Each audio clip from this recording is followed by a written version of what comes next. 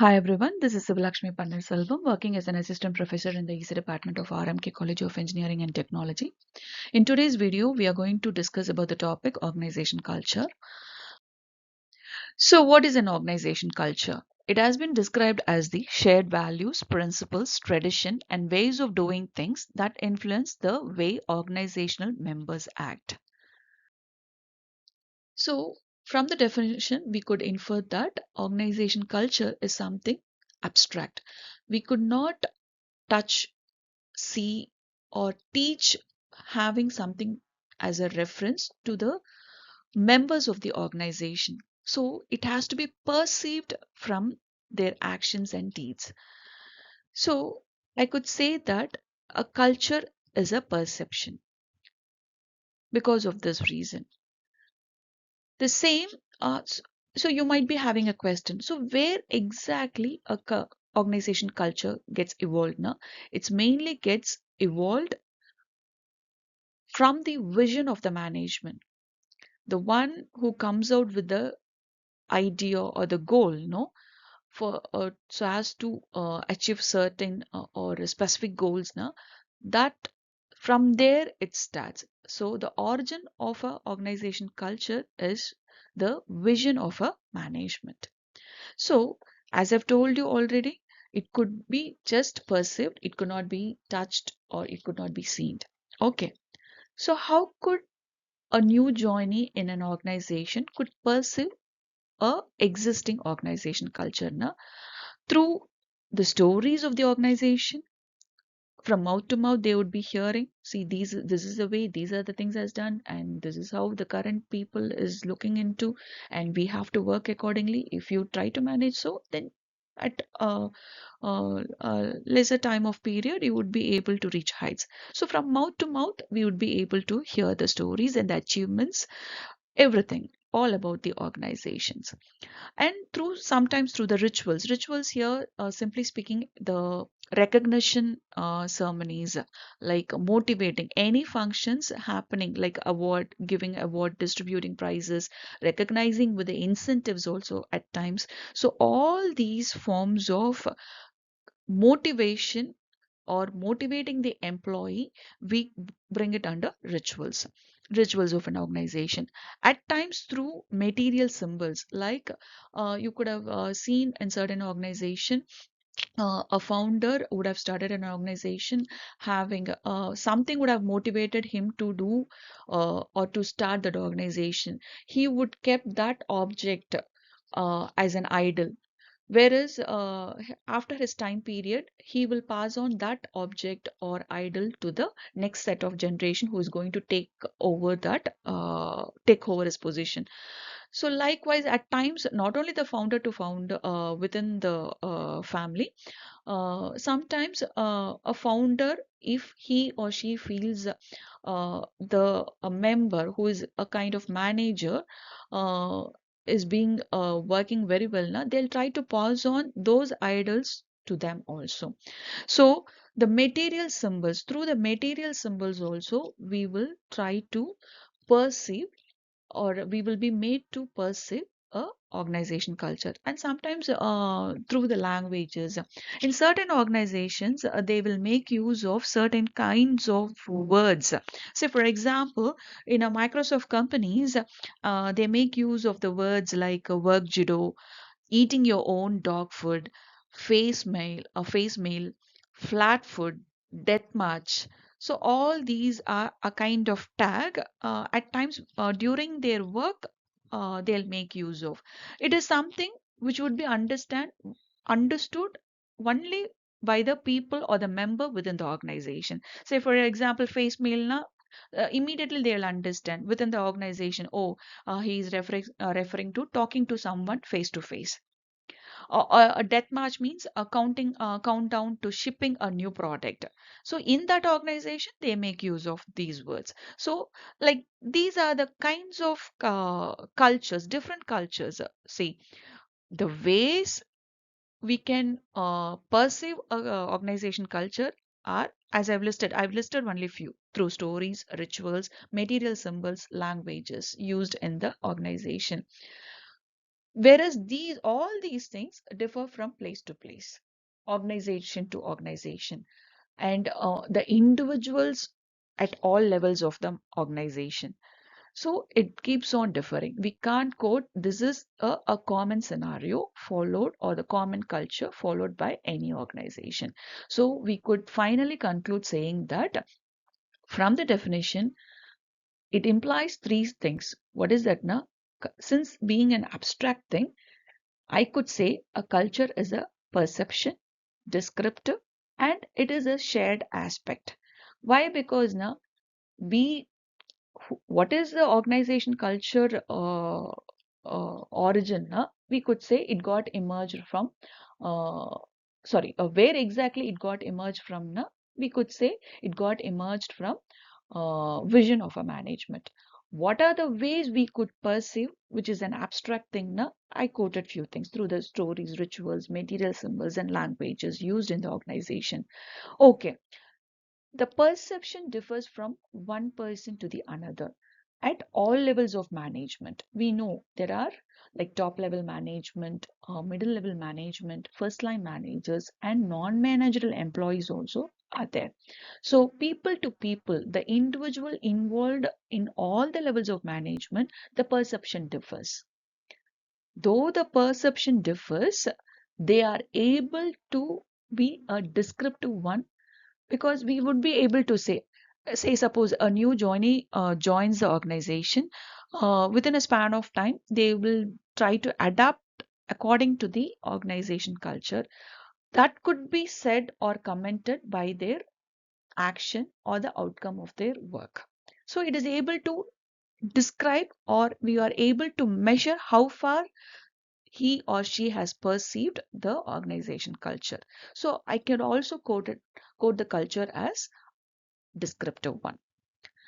Okay, it is a thing which could be perceived by many people, and we could be able to measure it from their outcomes, the way they work, they behave, from all those things. But it is not the same. Everybody would be perceiving it, but not all the people would be liking the culture followed in an organization. So few set of people would accept, adhere to the culture, wherein few is always there in any organization who would object, reject, oppose, they backmouth about it.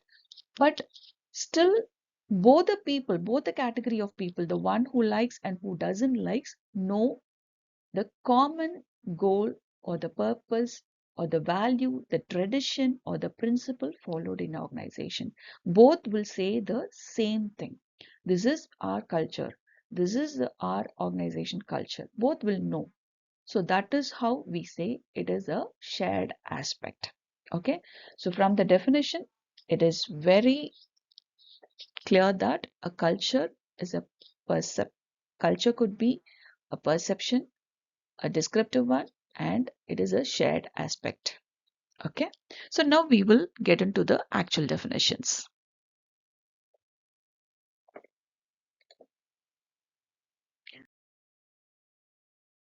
So as I've quoted, culture is a perception. It is defined as it is not something that can be physically touched or seen, but employees perceive it on the basis of what they experience within an organization, as I've told you before. Culture is descriptive because, as I've told you, from member to member, it would be perceived in a different manner. Okay, see, suppose here I brought an example. uh, this is a work of a certain set of families, wherein within the family not all the members of the family would be able to perform this action, because certain people will have the skill, they perceive, they practice, and they learn, and they would be able to perform it, so the outcome would be good. Wherein the same set of family, in the same set of family, there are people who won't be able to perceive it properly, and out of which they won't be able to perform this play.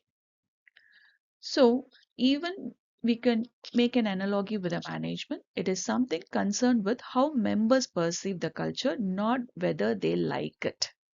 Okay. So, as I've told you, in the shared aspect of culture, the individuals may have different background of work at different organization levels, but they tend to describe the organization culture in similar terms. That's the shared aspect of culture. So these are the actual definitions of an organization culture. So now you have a general idea what do you mean by a organization culture? What are the three indirect meaning of it?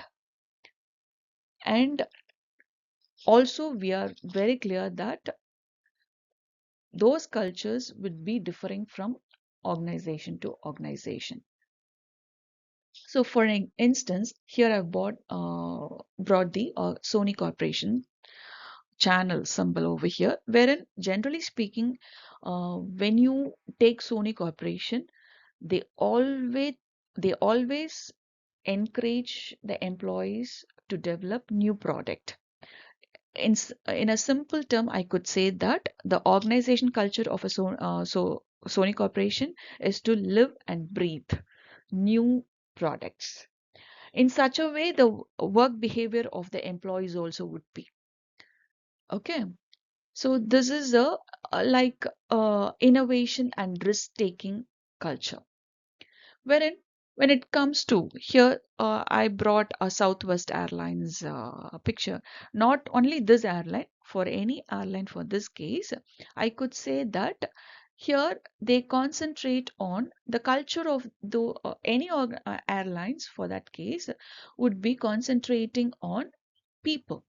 They would tend to attract people.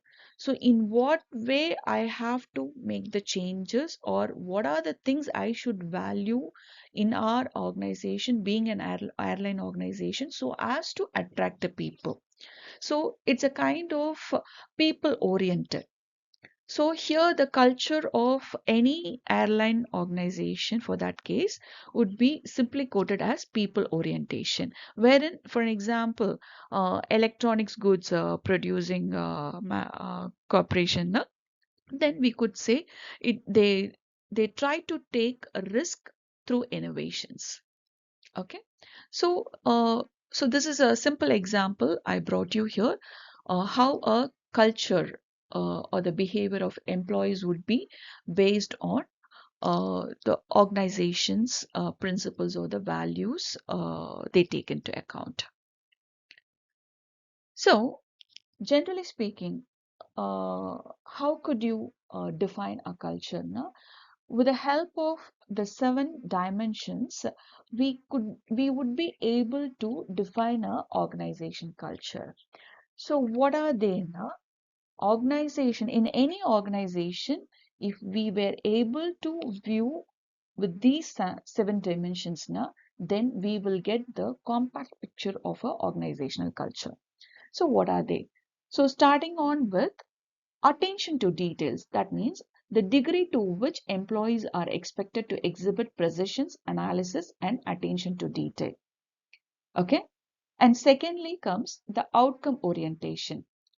That means the degree to which the managers focus on the results or outcomes rather than on how those outcomes are achieved. So thirdly, we have people orientation. That is the degree to which management decisions takes into account the effects on people in the organization. So that we call it as a people orientation. And the fourth dimension, they're asking you to concentrate on team orientation. That means the degree to which the work is organized around teams rather than individuals. And the fifth dimension, what they asking to look into is the aggressiveness, like the degree to which the employees are aggressive and competitive rather than cooperative. And the sixth dimension would be stability.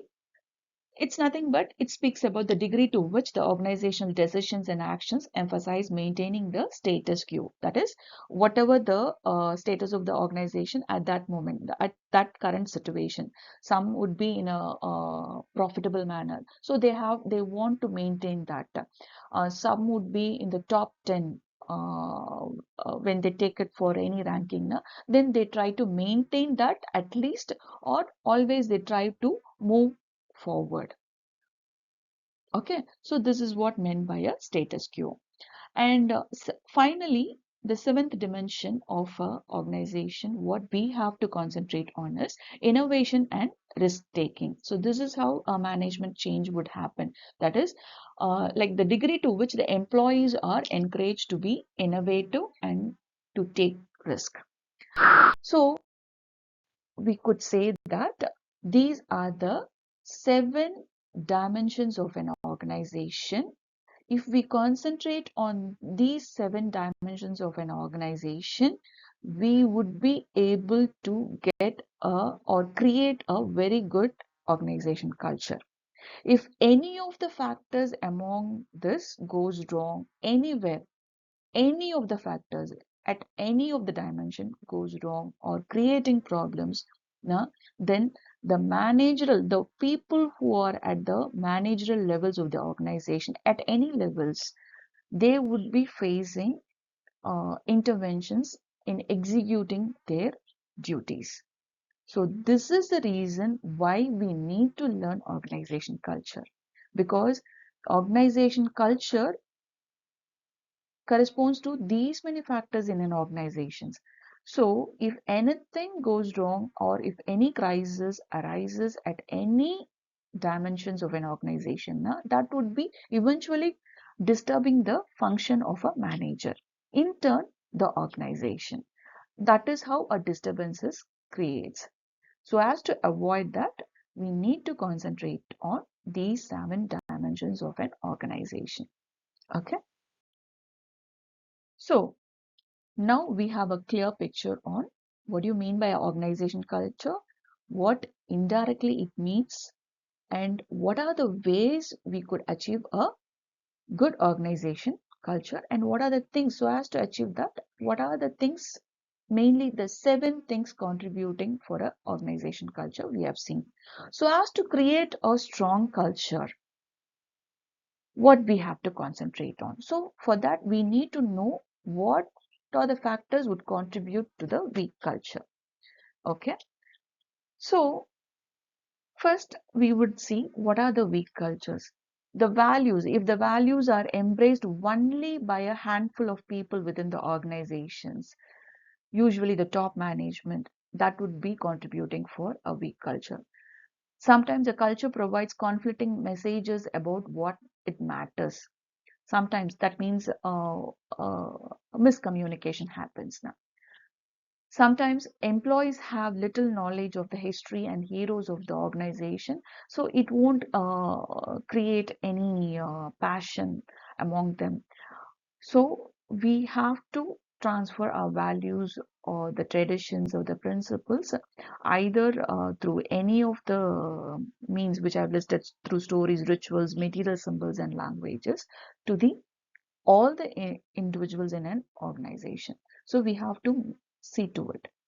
And sometimes employees have little concern for their organizational culture identity. This would also contribute for a weak culture. A weak relationship between shared values and behavior among members of an organization would also contribute for a weak culture. So these are the things which we need to take care of. Eventually, if we take care of, concentrate on, or correct all these factors, then we would be ending up with a strong culture. Like if the value is widely accepted, and that is the opposite nature of this, whatever I've mentioned so far. The cultures provides a consistently we should convey the messages, important messages to all the levels of the individuals in an organization, and always employees should be able to convey or praise their history and heroes of the organization. This happens only when it is conveyed properly. and employees are strongly identify uh, with the cultures. Sometimes certain people will symbolize the organization. So if they identify the culture to be very strong, they'll try to adapt it.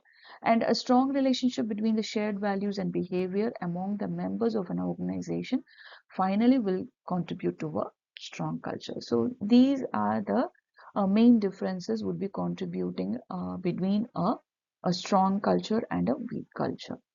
So we have to take care of all these things. So finally, as I've told you earlier itself, why do we need to know and concentrate on the 7 dimensions of an organization is to avoid the factors, the internal factors contributing to limit the work of a discretional managers. So the internal factors which are contributing to limit the functionality or the work of a discretional managers we call or categorize under the term organization culture. So if everything in an organization culture is good and if we have a very strong culture, then this person won't face any problem.